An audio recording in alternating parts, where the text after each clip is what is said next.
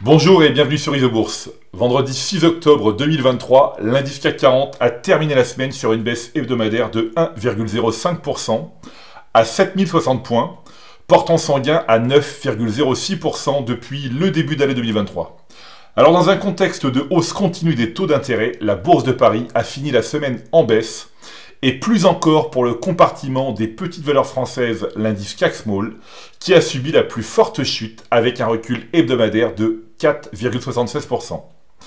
Le principal indice de la Bourse de Paris a repris des couleurs ce vendredi après 3 jours sous les 7000 points, mais il n'est pas à l'abri d'un retournement de tendance à moyen terme. En effet, un croisement baissier des courbes de pression Isobourse 5 et 20 mois est en train de se dessiner.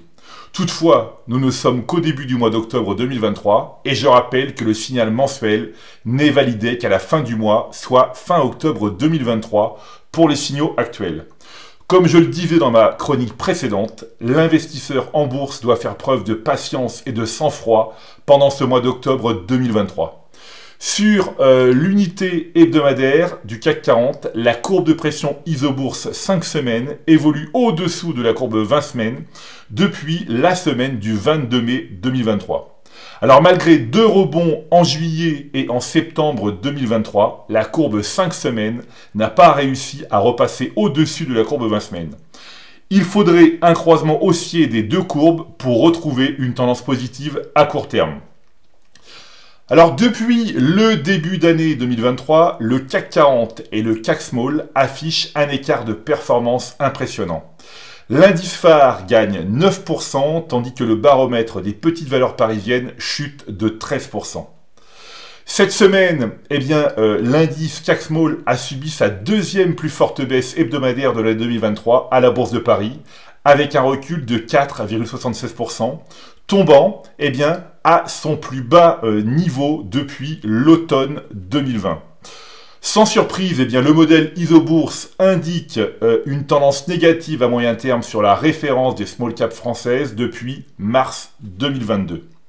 L'indice CAC Small a perdu 24% depuis le croisement baissier des courbes de pression Isobourse 5 et 20 mois. Alors, lors des changements majeurs de tendance sur les marchés financiers, il arrive souvent que les petites valeurs baissent alors que les grandes montent.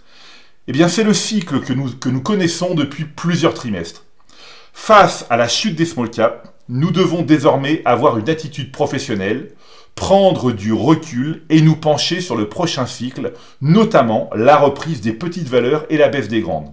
Alors, il est encore trop tôt, mais il sera intéressant de suivre le comportement de l'indice CAC Small autour du support important des 10 000 points. L'analyse maintenant des valeurs du CAC All Tradable, donc l'indice qui reflète le marché français, toutes catégories confondues, révèle que seulement 20% des actions ont une tendance favorable à moyen terme, donc son plus bas niveau depuis un an. Comme je le dis souvent, la rigueur, la sélectivité et la diversification sont les clés pour s'adapter aux conditions actuelles du marché. Il faut notamment garder les valeurs qui ont une tendance toujours positive à moyen terme et éviter les autres, c'est-à-dire les actions dont la recommandation moyen terme est rester à l'écart. Voilà, écoutez, c'est maintenant à vous de faire le point de vos valeurs en portefeuille avec Isobourse. Je vous donne rendez-vous pour ma prochaine chronique et d'ici là, restez avec nous sur Isobourse.